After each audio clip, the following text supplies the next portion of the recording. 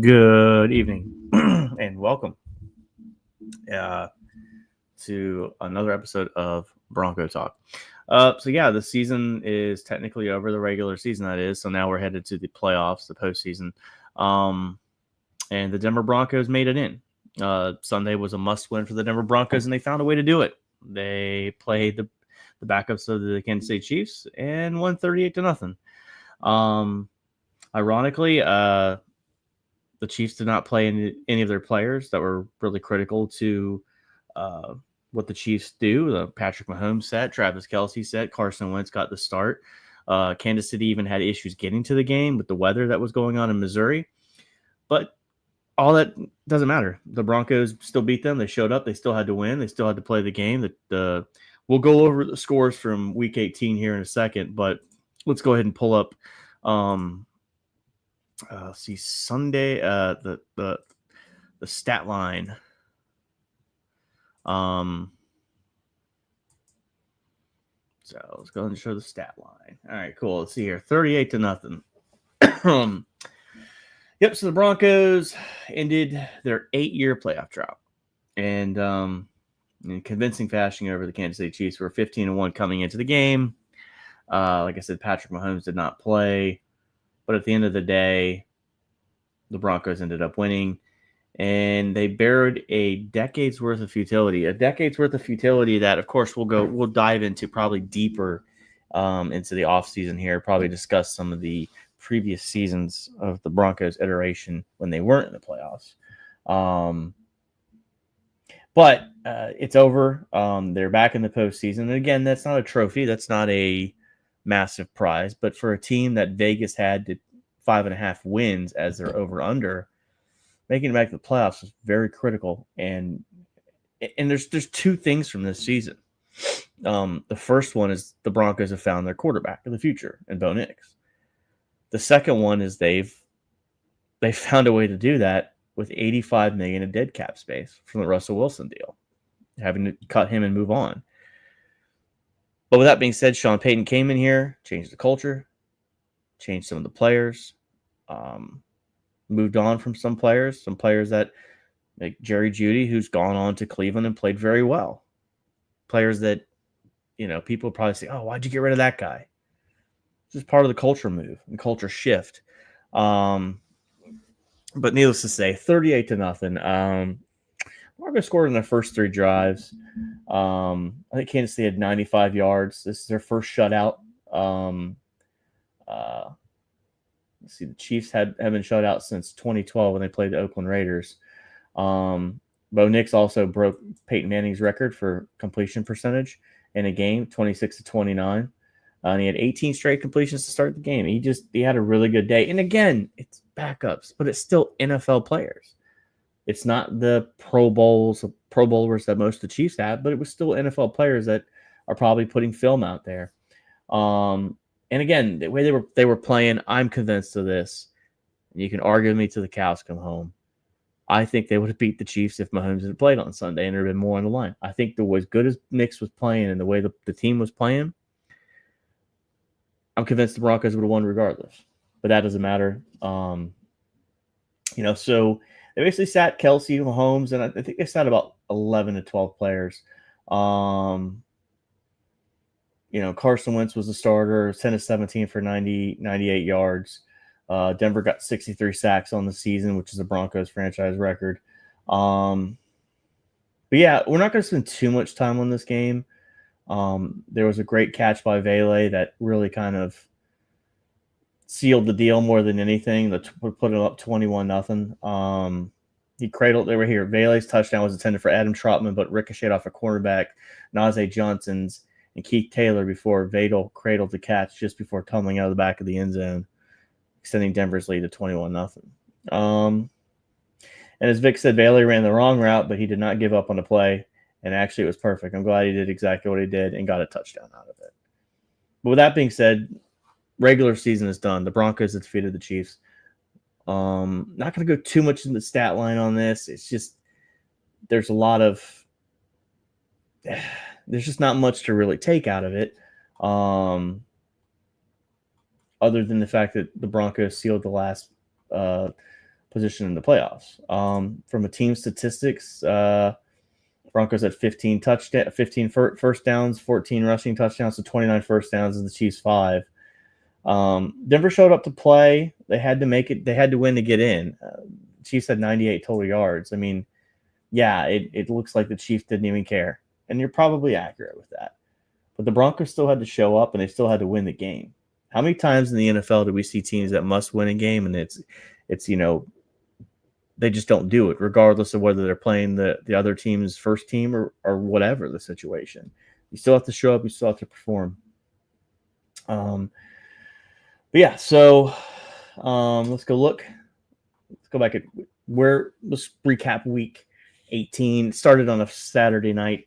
The Ravens and the Browns. The Ravens defeat the Browns 35-10. That sealed up the AFC North, and that took that third position away. So the Ravens. So the 8:00 game that was the Steelers and the Bengals then became less important for the Steelers and more important for the Bengals. But again, what this did for the Steelers not winning this game is that they ended up losing 19-17. The Steelers coming into the playoffs with 4 losses, but the Steelers ended up having to now go to Baltimore as a 6 seed, vice playing the Texans as a 4 seed, making the 5 seeds. So we'll get into that stuff later. But Saturday was all about the AFC North.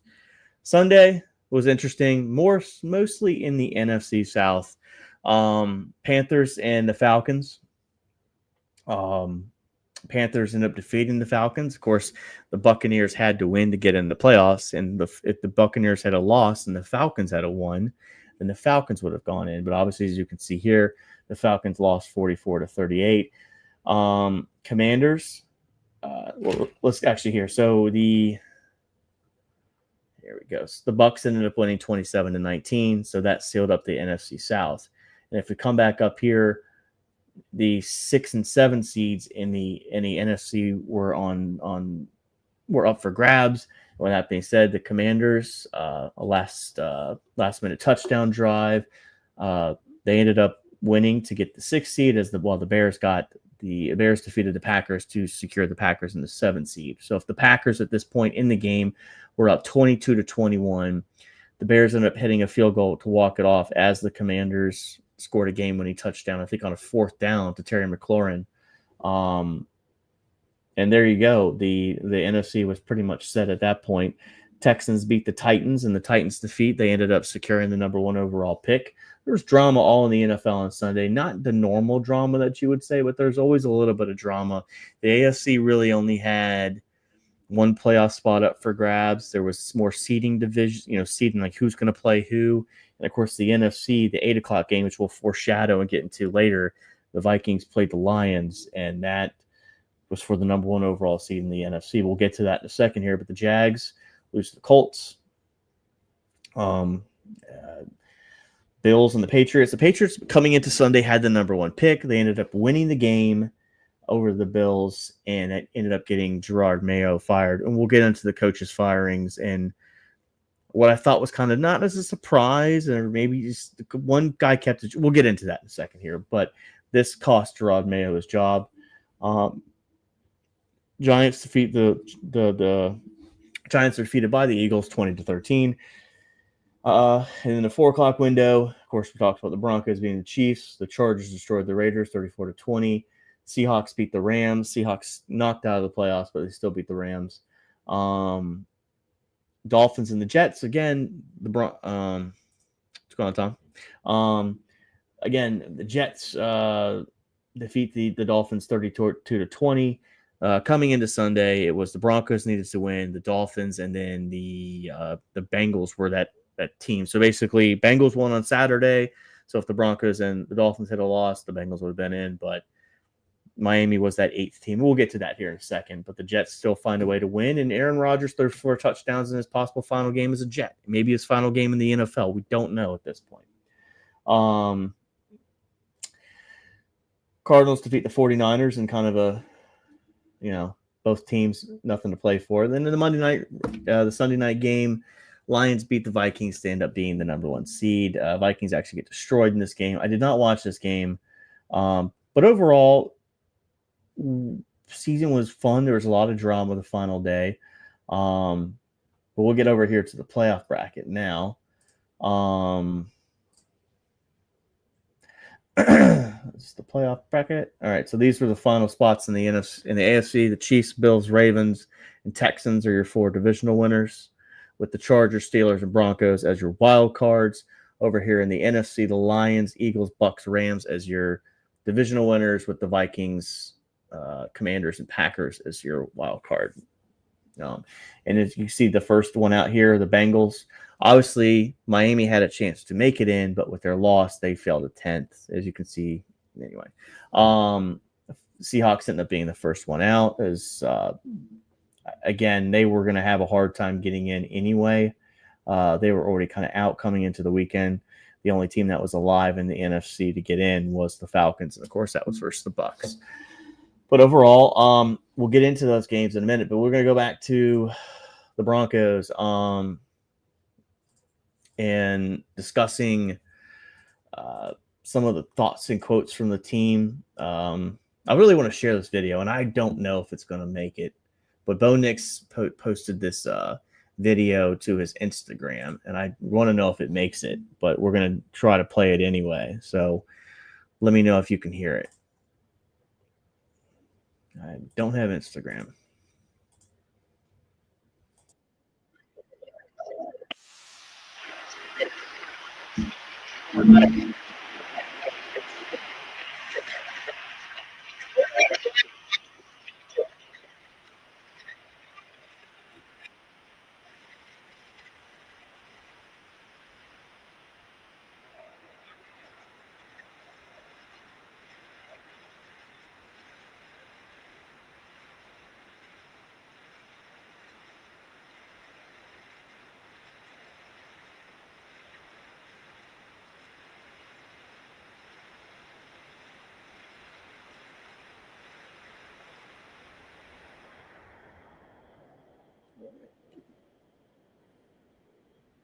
That was fun. But yeah, that was the Bo Nix hype video he posted to his Instagram. I don't have Instagram, but someone pointed my attention to it, so I wanted to share that. But yeah, let's go. So let's break into this. The NFL playoff, the bracket. Here we go. Wild card weekend. First game of the weekend, 4:30. CBS, Paramount, and on Nickelodeon for God knows what reason. The Chargers and the Texans, probably the least sexy game of the weekend. I'm taking the Chargers to beat the Texans to advance. The Texans just haven't really looked good coming into the postseason. They've kind of, I feel like, limped their way in. And we can take a look over here real quick. This is a predicted score right here on NFL Premium, 23-20. FanDuel has the Chargers at minus 120 and the Texans at 102 with the 2.5 line. You can see the Chargers are 20th ranked offense versus the 22nd ranked offense. Both teams have really good defenses, 6th and 11th, 21st passing and 15th rushing. The last meeting was 2 years ago, and the Chargers defeated the Texans 34-24. But yeah, that's the opening game. I'm picking the Chargers to win this one. It's hard to go against Harbaugh. I really like C.G. Stroud and D'Amico Ryans, but they've kind of, like I said, limped into the playoffs. Christmas night, they were blown out 31-2 by the Ravens. So it's really hard for me to sit here and feel really have a warm fuzzy about the Texans. They won a division that many would consider probably the weakest in the NFL, in the AFC South, which, that being said, you still have to go out there and perform. And they could still potentially beat the Chargers, but the Chargers are coming in looking really good. Stroud, 20 touchdowns, 12 picks. The Texans just haven't really hit they look like they're limping in. And you can see here, they lost to Kansas City 27-19. They lost to Baltimore 31-2. They beat Miami. So the last 4 weeks, they beat Miami, lost to Kansas City, lost to Baltimore, and then of course beat Tennessee. They lost to Tennessee. So their losses this year are at Minnesota, at Green Bay, winning record, to the Jets, bad football team, to Detroit, good football team, at Tennessee, bad football team, losses to Kansas City and Baltimore. So they have about 2 or 3 bad losses on their schedule. And when you look at the wins, though, and this is earlier in the year, they beat Buffalo at home. They ended up what's the teams that they won winning record? Actually, if the only team with a winning record they beat looks like Buffalo. Everybody else had a losing record, 8-9 or worse. So I'll get to that question in 1 second. But yeah, so let's move on to the next game. So there, that's your 4:30 game. 8:00 Saturday night, Pittsburgh and Baltimore. I'm taking the Ravens. Pittsburgh has lost 4 in a row coming into the playoffs. They lost on Christmas Day, so we'll get over to them. Steelers and Ravens. You can look at this right here. The predicted score is, I don't know, we don't have one yet here. The money line has the Ravens at 9.5-point favorite with an over-under of 43.5. The Ravens have the number 1 offense, number 10 defense, 7th in passing, and first running the ball. I expect a final score of, I'm going to put in the chat here. All right, let's do this real quick. Chargers, let's go 31, Texans 17. Let's go Ravens 35, Steelers 14. No. Let's do 31, Steelers 17. No, that's the same score. No, do 31-13. There we go. That's what I think is going to happen. 2 blowouts, in my opinion, early. All right, so, and of course, the 1:00 game on Sunday, Broncos and Bills. Broncos come in at 19th ranked offense versus 10th ranked. The big thing, the last time the Broncos and the Bills played was last year, 24-22. If I was given my own $1 million to pick whoever I wanted to win this game, to win the Super Bowl,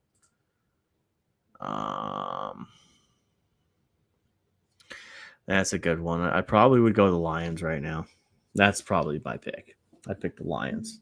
That would be the house money pick. But again, it's hard to go against the Chiefs when they have Taylor Swift and everything else going for them. This is going to be tough for the Broncos.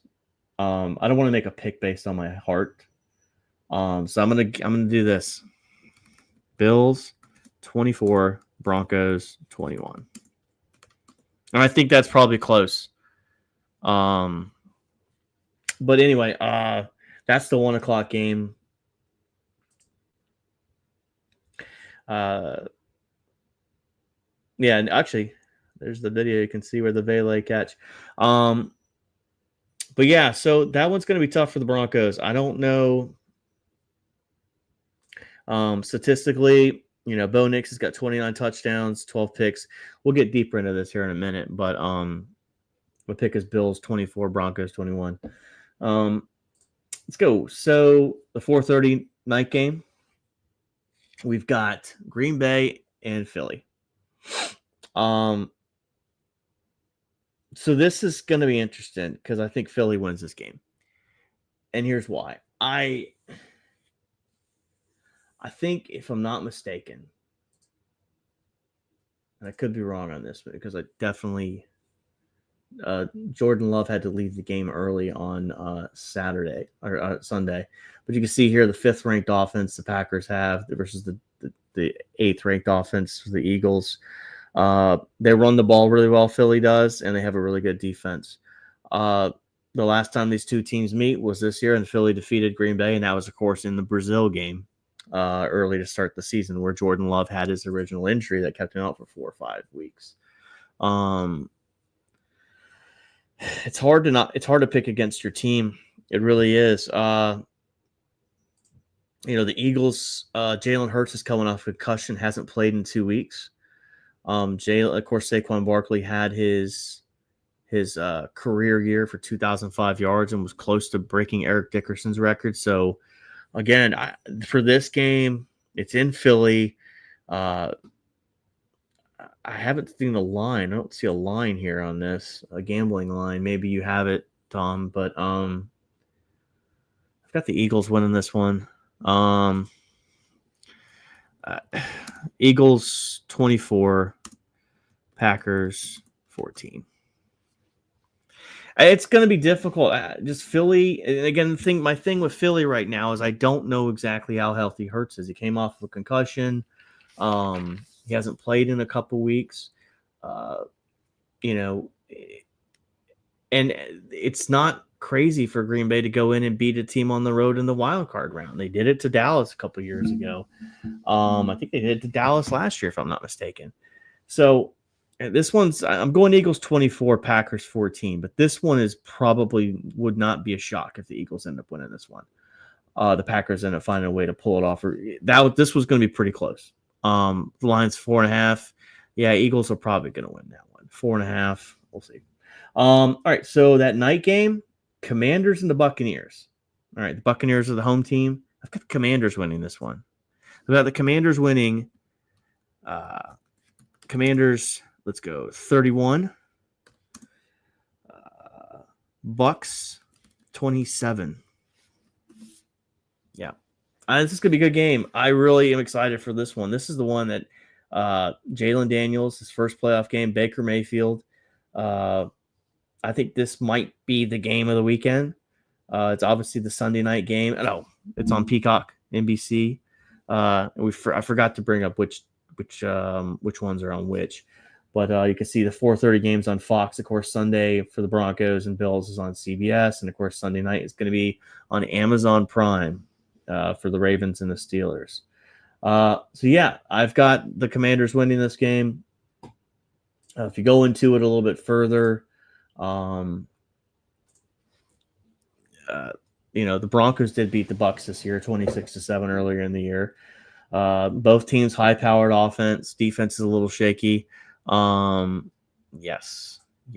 There's a reason for that. They're a home team, and they've nothing's guaranteed, but there's a reason for that. Both teams like to run the ball pretty well. You can see the money line here is -3. Tampa is the favorite, but I'm picking the Commanders. I think Jaden Daniels is a special player. That's a well-coached football team in Washington. And also on Sunday, there's another thing. Mike Evans ended up extending his 1,000-yard receiving. He's got 11 straight 1,000-yard seasons. Jerry Rice is the most with 14.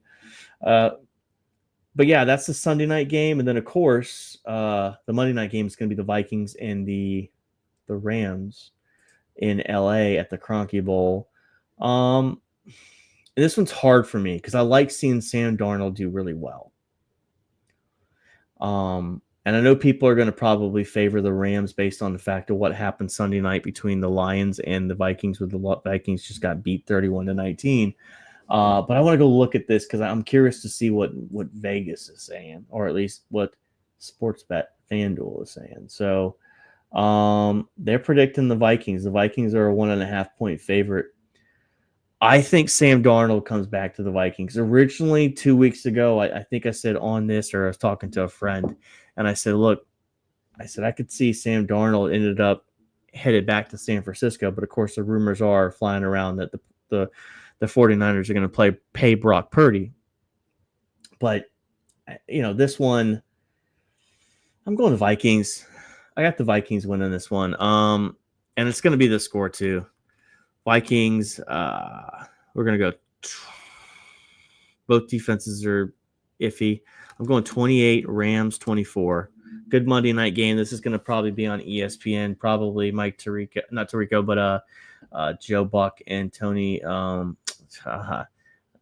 Aikman on the call.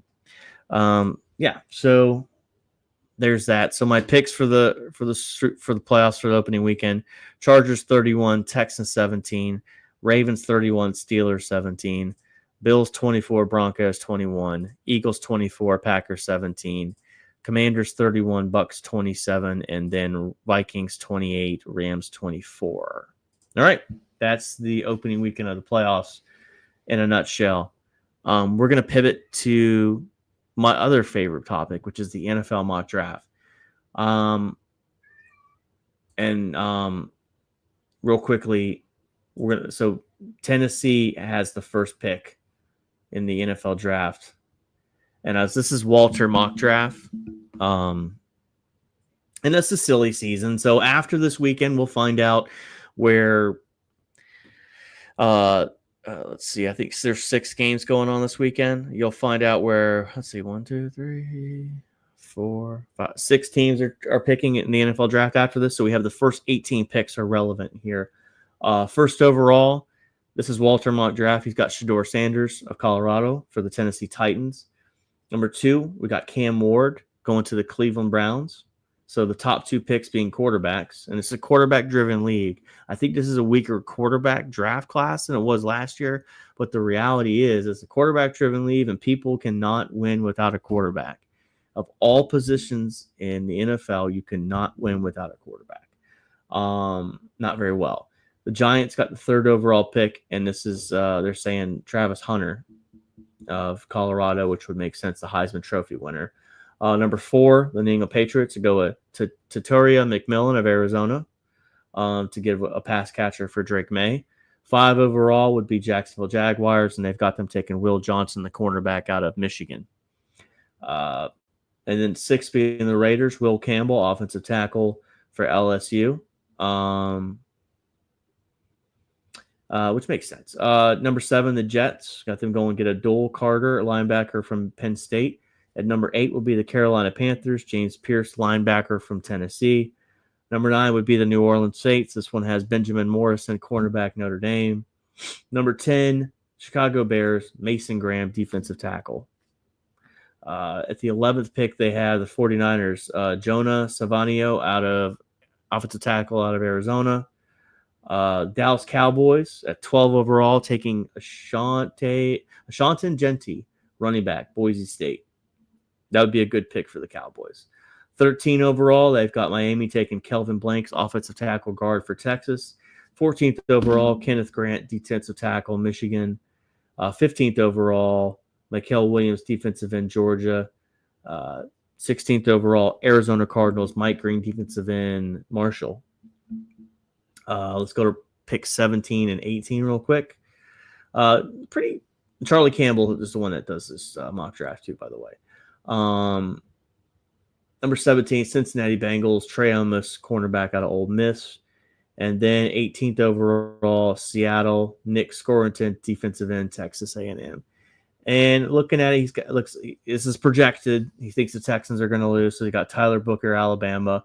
He's got the Broncos losing, and they're going to go get Nick Imanawara, safety out of South Carolina. He says we're weak at safety. I don't know if I completely agree with that, but could there be an upgrade? Sure.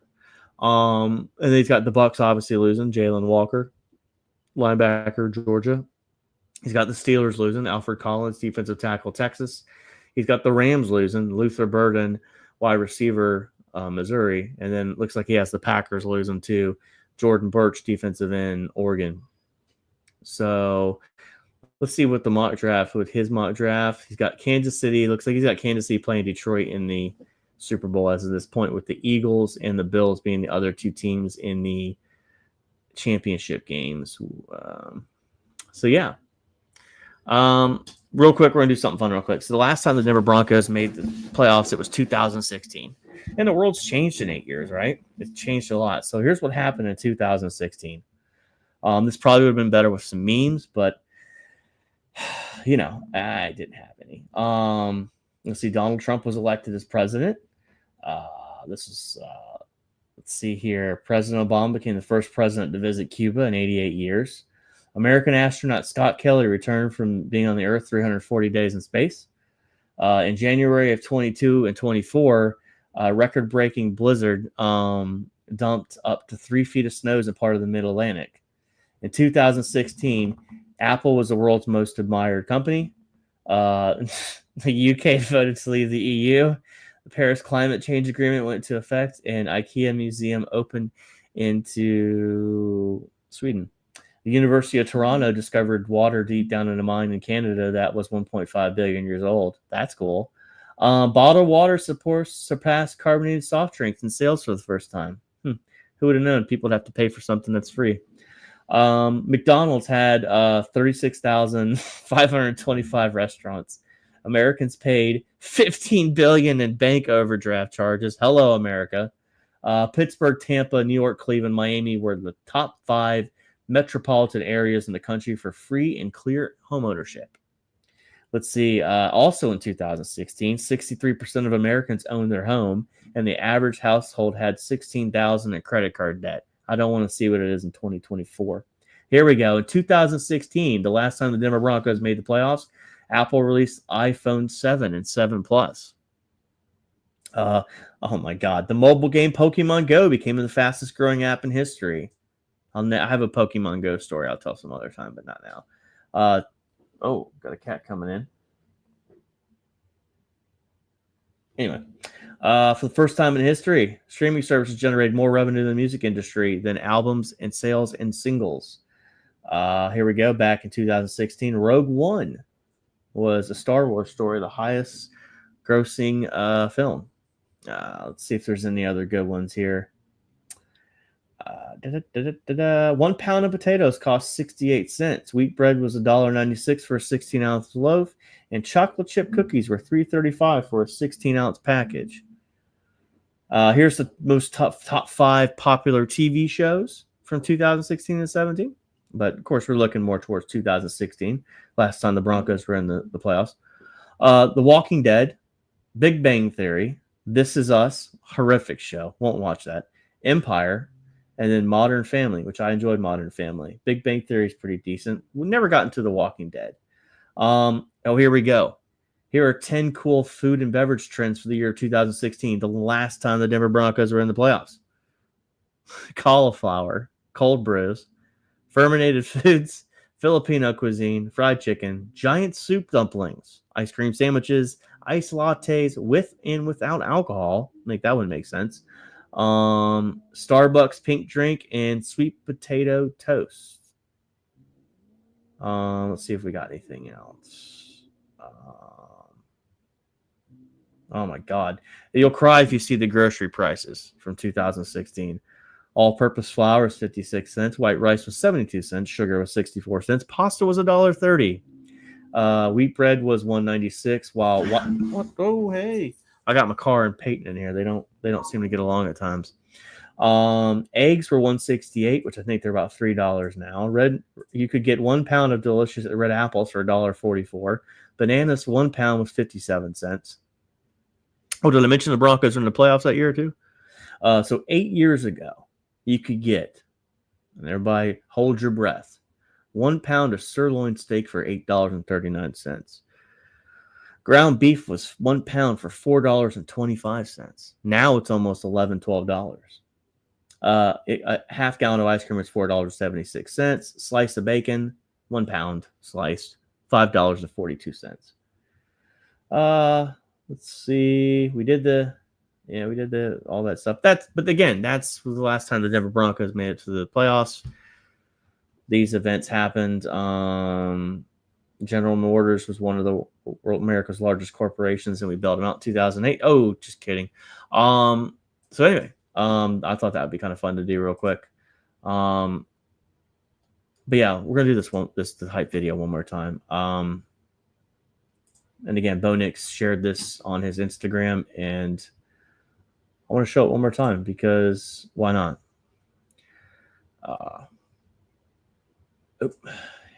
Come on. All right, here we go. View this post on Instagram, and here we go. One more time, and we're about to get out of here, but I'm not signing up for Instagram. Here we go.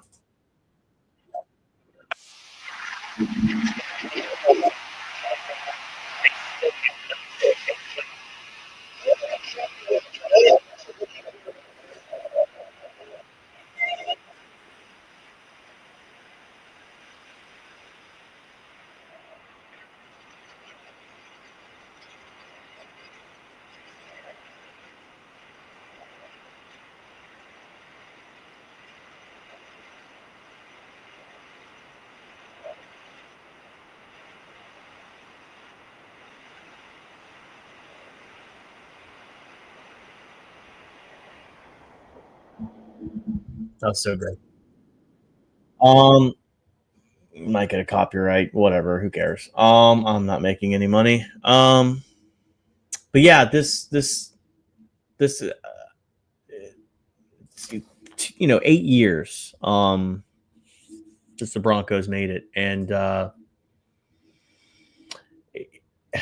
think the overwhelming sentiment, from the people I've talked to, um, is that this, and the Bronco fans I've heard talk to, I think that whatever happens Sunday, regardless of if they win or not, that this has been a good season. Uh, and it's not out of the realm of possibility they can't go into Buffalo and win the game. It's going to be difficult. It's going to be hard. Um, Buffalo's been really good this year. Josh Allen has been drastically better at protecting the football. It, it's going to be super difficult, and but at the same time, I think if you're the Broncos and you're like, hey, how are we going to scheme this? How are we going to find a way to minimize Josh Allen? How are we going to find a way to, win this game? One thing I think that you're locking out, you got the 1 o'clock kick on Sunday. I think that helps out. So the weather will be cold, but I mean, right now, win probability, the NFL has it at 80% to the Bills have a probability to win it. So, if I'm looking at, let's pull this up here. I'm trying to see if I can get a little bit more detailed stats. But, Josh Allen this year, 28 touchdowns, 6 picks. James Cook, 207 yards, 207 attempts, 1,000 yards. Shakir, Coleman. They're just a more well-rounded football team. And if you look at, and I'll add this real quick so you can see this. You can see this year stat-wise, pretty similar in passing. Buffalo's a little bit better running the ball. Average yards per play, points scored. They scored 100 more. Denver's had 7 fumbles lost. So basically you can see right here 8 turnovers to Denver's 19. We've only allowed 20. This is the big matchup right here. 24 sacks on the year. Buffalo has only allowed 14. They're going against the best pass rushing team in the NFL. The Broncos had 63 this year, set a franchise record. Third down efficiency. This is where the Broncos struggle. 39%. Bills at 44. Total yards allowed. Buffalo, it's just, look at this. Everything leads to me saying Buffalo's going to win this game. But I also look at this and I'm like, look, 63 sacks to 39 sacks. Broncos have allowed 37% third down efficiency, and the Bills have allowed 43. This third down number. So if I'm Sean Payton and I'm scheming up this game and I'm saying, hey, how are we going to win this game? We're going to run the football. Sean Payton has shown reluctancy to run the football this year at times. Or at least commit to it. Especially with a rookie quarter. It shows how much faith he has in Bo Nix. Because Bo Nix, when you have a rookie quarterback in the NFL, you traditionally want to run the ball more. And they really haven't as much as you would expect them to. I don't have the numbers in front of me, but the run versus pass, it's a little zoomed in there. What the run versus pass tendencies are. But let's see, that's postseason stats. But yeah, what I also think, if Denver loses on Sunday, which I've already predicted they'll lose, I don't think it's going to change a single bit of thing. I don't think fans are going to look and say, yeah, you guys made the playoffs, kind of backed into it, but Buffalo destroyed you and pretty much beat you down to a pulp. If Buffalo blows them out on Sunday, I don't think it changes anything. I don't. Um, you can see here, so 507 passing attempts, and I don't see rushing. Completions, pass yards rate first. Anyway, so I mean, you can see here Broncos are pretty high when it comes to passing, 66%. Bo Nix is it's the best thing I'm going to say on this is I'm happy the Broncos are there. So actually we can figure this out right now. The Broncos 461 rushing attempts. Let's see here. As you can see, 461 to 570. What's that percentage real quick? Is anybody a math dork that can figure that real quick? I think that's like 44 to 54%. Let me do that real quick. They had 570 passing attempts to 461. That gives you 1,031. 461, 1,031. So the Broncos ran the ball 44% of the time, or 44.7, whatever. So I think on Sunday, Broncos have to play their game. Offensively, I would like you to shorten the game, run the football. But then defensively, I want you to be aggressive. Because I believe 100% if the Broncos don't do what they do coming into the game, which is rush the passer and blitz and do things like that, I think Josh Allen will tear you apart. I think if they sit back and kind of do like and they still got to the quarterback a lot in the Bengals game, but there was a lot of times where Joe Burrow nickeled and dined them. And I think Josh Allen will do that. If you just sit back and let him pick you apart, he's really elusive. Like, it's going to be tough.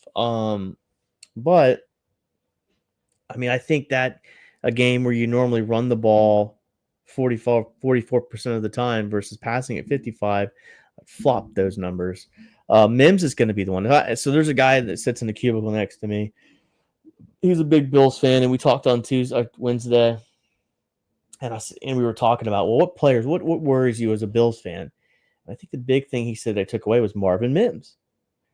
And if you look at Mims and what he's done, and we'll bring him up here, the last 4 games for Mims is where I think you would have argued Mims was kind of disappointing coming into the season, but now the last 4 games, he's almost really elevated himself into this important player. Let's go get this done. Mims, how did you not spell his name right? Mims. Let's do it right. Maybe I misspelled it completely. Marvin Mims. I'll put 2 M's in there. There's not 2 M's in there. So Marvin Mims' stats for this year. And particularly I want to look at, I want to say about week 13 on. So he had 5 receptions on Sunday versus the Chiefs for 2 touchdowns.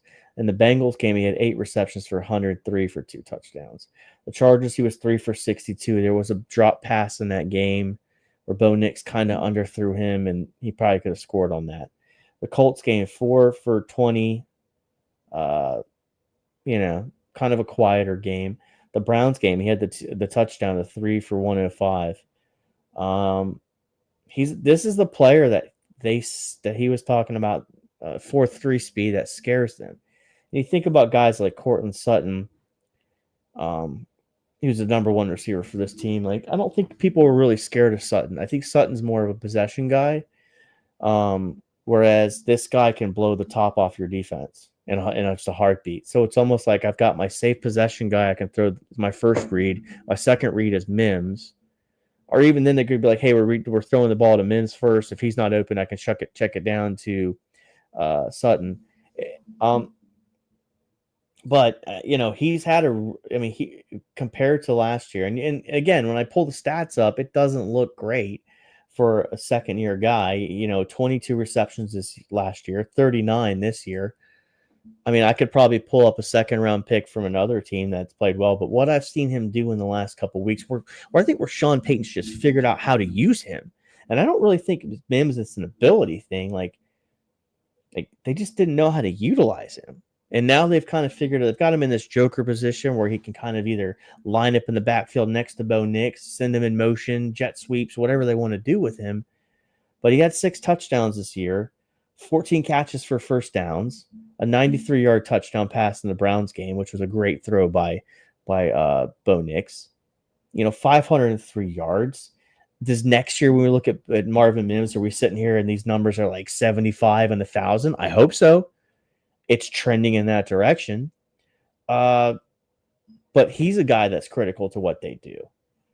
And Bo Nix is that guy too. This is the other thing. Bo Nix has this moxie in him that when you watch him play, it's just demeanor. Like, he's a guy that makes a mistake and just shrugs it off and then moves on to the next play. And when I talked about the Broncos to my buddies and stuff like that and said, hey, what is your expectations of the Broncos this year? It was like, Bo Nix. I want him to figure it out. And you look, the first 2 games for Bo Nix this year were horrific. The Seahawks and the Chargers game. Seahawks game, 26-42, 138. Steelers game, 20-35, 246. It didn't start well for Bo Nix. But Sean Payton stuck the course. The week 3, you had the Buccaneers game, 25-36 and they won that game. You didn't have a touchdown pass to the Jets game. Then that game was 12-25 for 60. So you look at these first 4 games for Bo Nix, and I'm sure we'll do this later and deep dive into the passing charts and everything for him for these first 4 games, depending on what happens and everything. But that's a February topic.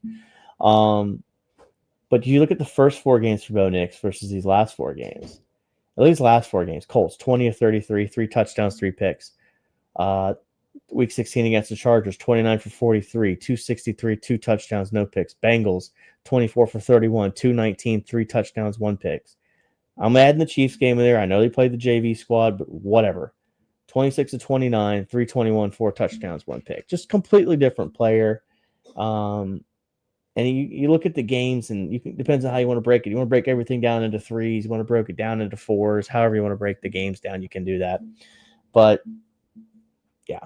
But again, the Broncos have found their guy, and I think that is the massive success for the season. Whatever happens on Sunday, whatever happens going forward, it's all gravy. The pressure is on the Buffalo Bills. The Buffalo Bills choke in the playoffs. They've lost 4 Super Bowls in a row. And this Bills team's pretty good. But, they've lost the Chiefs numerous times. Now, granted, defending the Bills, when we go back to the 90s, those were some really good teams they went against. The Cowboys teams and the Giants and the Redskins, really good football teams that they went against. The Giants, when they probably should have won that Super Bowl, because, of course, Scott Norwood, wide right. But with that being said, it's going to be a fun playoffs. I know my predictions for some of these games haven't been really good, and maybe I'm wrong. Who knows? But anyway, we're going to head out of here. I appreciate everybody that's come by tonight and listened to me ramble for the last 10 minutes, but I kind of wanted to – we didn't go too far into the Broncos and real breakdown of who – we didn't really do too massive of a breakdown of the game and analytics and all that stuff. I really didn't want to today. But – the college football playoff game is on right now, the semifinal. I'm going to pull up the score real quick, what that is. The Penn State Nittany Lions are playing the Notre Dame Fighting Irish. And then tomorrow night, you got Ohio State playing Texas for the other game. And currently right now, it is 0-0 in the first quarter, 8 minutes, 35 seconds left. Penn State, Notre Dame. But with that being said, I want to thank everybody for coming by. We'll see what happens as far as Sunday if I do a reaction show. If not, we'll see how it goes. But we'll do more as we keep going here. But anyway, thanks for coming by and have a good night. Third.